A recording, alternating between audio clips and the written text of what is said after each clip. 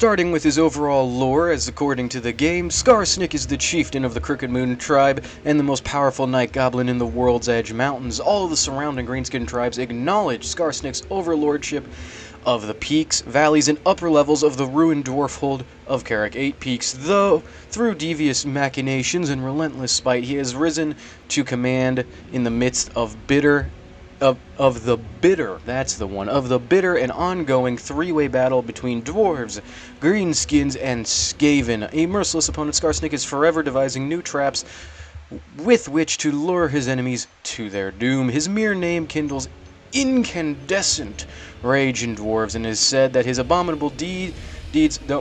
abominable deeds of Skarsnik have gained their own chapter in the books of grudges. But the dwarves are not alone in hating Skarsnik. The Skaven have made innumerable pacts with greenskins, only to find themselves double-crossed by arguably the shrewdest night goblin ever. Skarsnik orders heaps of Skaven skulls stacked into grim monuments to demoralize his rat foes. Queek Headtaker, second in command and right claw of the Grand Ruler of Clan Morse, has cowed to place the head of Skarsnik on his trophy rack. Not a day goes by in Carrick 8 Peaks without some plot, probing raid, ambush, assassination, or full-scale assault. Yet still, Skarsnik rules supreme. By the light of flickering candles made by dwarf fat, Skarsnik sits on his iron throne and plots ever more wicked schemes of conquest. Long little lore blurb put simply, or short little lore blurb put even shorter. You're in a three-way race with Belagar, Ironhammer, and Queek Headtaker to get to Carrick 8 Peaks when you play as Skarsnik. That's it. It's very, very simple. Your short campaign victory effects is literally just capture or sack 30 different settlements, capture Carrick 8 Peaks or own it through Military Alliance, one of those two, and then destroy Clan Morse, aka Queek Headtaker, and Belagar, Ironhammer, I believe Clan Engrund? Yes, Clan Engrund. Or Engrund, whatever. I'm already in the book for playing Skarsnik, it don't matter. And to be fair, playing as the orcs, you definitely have the tools to do it. The orcs are very, very strong. Of the three factions, I'd say that they're the strongest currently. And Skarsnik starts about a stone's throw away from Carrick 8 Peaks. But let's get to the faction effects first. Faction effects for Skarsnik go as following. You can only recruit orc units after capturing Carrick 8 Peaks. Character experience gain is increased by 100%. They put that weird for all heroes. Hero action cost minus 50%. Ambush success chance plus 15% for all armies. And upkeep minus 20% for goblin and squig units. This is part of why I think Skarsnik is probably going to have the best shot at taking it. The orc roster is just, I'm going to be honest, it's a little bit ridiculous. Squig units are very, very strong. All your squig units are very strong in one thing and one thing alone, and that is their speed and their shockingly high damage output if they hit their preferred targets. Sorry. And goblin units kind of encompass the every other part of your faction. You get so much value off of this little faction effect here, and the orcs are not a poor race in the slightest. They make a ton of money off their settlements, and they make a ton of money off of just sacking everything else. I do believe that Skarsnik's probably the easiest to take Carrick 8 Peaks with, and that is mostly just because of the new orc faction. For Skarsnik himself, his lord effects, at least here on the map, on the little faction pick thing, we'll get more into his specifics in just a second. He enables stalking stance for his own army, plus 8 leadership for night goblin units, plus 4 melee defense for night goblin units, and he has Skarsnik's Wah rather than the normal Wah, which is exactly the same as the normal Wah as far as I can tell, except now it increases base missile damage by 50%. So this means that whenever I'm trying to shoot something with a catapult and I hit my own guys, I at least know they have a quick death rather than a slow and drawn out one from a poisoned arrow. But very simple stuff for, honestly, a pretty simple lord. I understand that he's supposed to be like this big tricksy machinations guy, but I'm going to be honest, you really don't have to play that way. The new orcs that they have right now, this new little they got like a bit of a building rework with Gorbat Ironclaw's release, and I'm going to be honest, it makes this campaign very, very easy. It used to be if Skarsnik faced off against dwarves in the early games, he had a hell of a time doing it because of the lack of armor piercing. But now, just off of a tier 2 settlement, you have 3 different options that all give you very good armor piercing. options. You have the troll hut that gives you the trolls and the hero. Then you have the squigs, which gives you, squigs. And then you have the artillery shack, which gives you, well, your premier dwarven answers. Obviously, for this faction, you're definitely going to want to pick the artillery shack or the squigs. Either one works, and it gives you easy access to armor piercing. And even easier than that, squigs used to be tied to a tier 3 barrack upgrade thingy, but now you just get basic squig herds just for having the main building in a settlement. That's it. And squigs, at least, especially for fighting dwarves, are going to be your premier dwarf answers. They have armor piercing, anti-infantry, have a good chunk of leadership when actually fighting, and the 54 speed is very, very helpful when fighting against the goddamn dwarfs.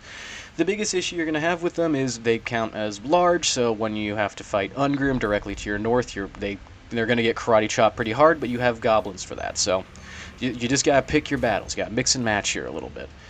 But other than that, it's very, very simple.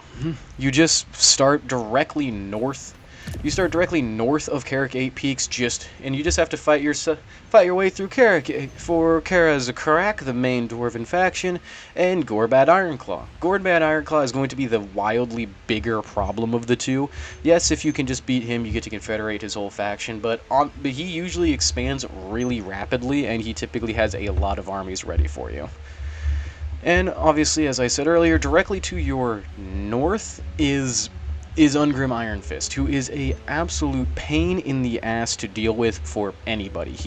I do not like fighting Ungrim. It's just that simple. But you do obviously have the tools for it. You have a plenty. Oh my goodness, my mic. We're good. You do have plenty of tools to deal with Ungrim Iron Fist. You have artillery. You have goblins to help just body block slayers because they can't cut through them super effectively, and obviously you just have squig mobility to jump on the shooting and outmaneuver the slayers. You have options for it. He's just a pain in the ass because, unbreakable, small entity, 120 armor.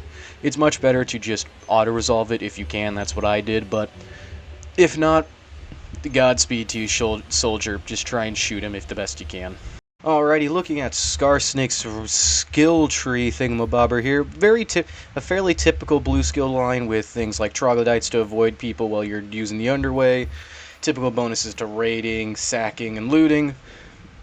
But then what changes, a little bit of a change for him is this line right here. You see right here, this will usually be something like, if we take a look, I believe, yeah, iron hard and whatnot, but instead he gets ready and waiting, which allows you to get lightning strikes and then gives you faction-wide bonuses to things like reinforcement time and being able to move your opponent's armies or your reinforcing armies more around while taking less of a penalty on yourself and more of a penalty for them.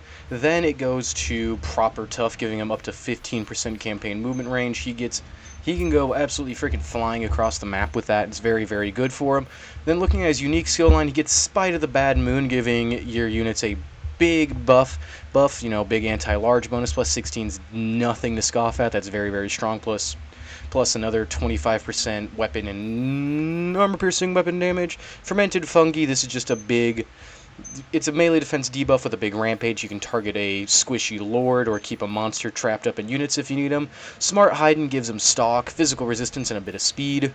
Underbosses gives you a big buff for your goblin big bosses and your night goblin shamans, allowing you to recruit them in all provinces and allowing Skarsnik himself to steal 25% of experience earned by other lords, so you can get all this stuff as you keep going a little bit faster. Then you get Cough Him Up, easily his weakest skill. This gives you some more magical items. That's about it.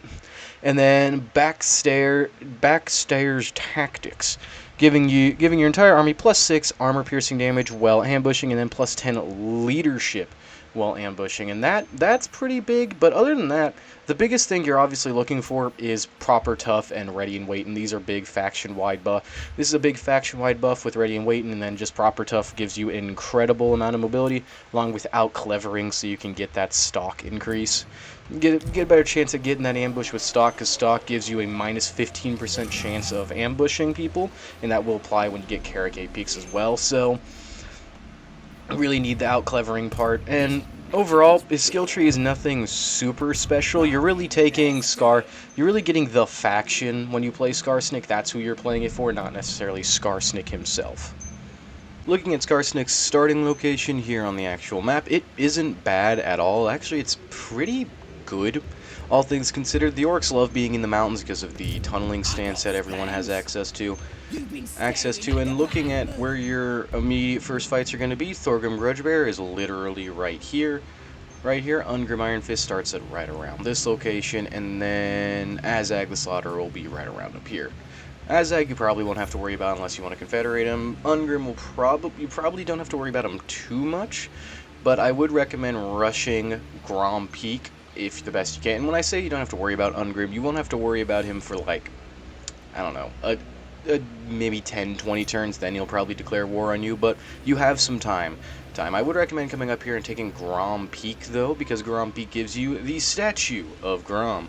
Plus 10 control for the little area, not a huge deal. The orcs do not struggle with control because of the wall mechanic, but the big part of it is, if I can hover, let me, thank you, gives you 5 leadership for all Goblin and Night Goblin units. That's a pretty significant buff, especially piling on with what Carragate Peaks will give you later. And for Skarsnik's actual starting area here, classic 3 places with 8 slots here. And the unique building that they give you access to is a gold mine for a ton of gold. We can just look at that right here. Here, 700, 350 to start, very easy, very nice. And then you have the Bright Stone Mine as your unique little building for it, giving you plus 400 gold, more recruit rank, less upkeep, and more mass for all squig units. This is very good, not to mention it gives you access to Colossal Squigs on a tier 3, along with Night Goblin Squig Hoppas and Mangler Squigs. Very nice little starting location. I'd recommend you start building this almost immediately, so that you can just bombard the dwarves with artillery and get that extra scrap value as time goes. You start with 30 scrap. You start as Straggler for your Wa here. Most likely you'll jump up to Mobster by the end of it. His starting army, it's definitely not bad. Obviously the standout unit is the Arachnarok Spider here. But 2 units of Night Goblin Fanatics can be very helpful for dealing with the dwarves. 2 units of regular Night Goblins, some Goblin Archers, some Goblin Spears, and Night Goblin Squig Hoppers, along with Skarsnik himself. And then Sly de Miser.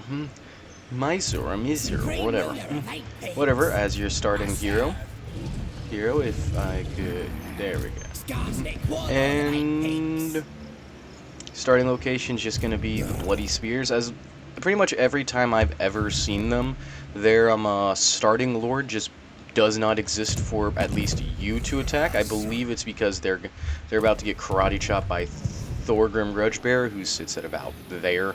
Like I said, he's there, and their starting army sits at about there. So you won't be able to confederate them super easily, but they are not hard. If we look at their fighting here, it's orc boys are a bit of a problem, but again, you have an Arachnarok Spider and Squig Hoppers, so just terror out them and break them, and they'll be very easy.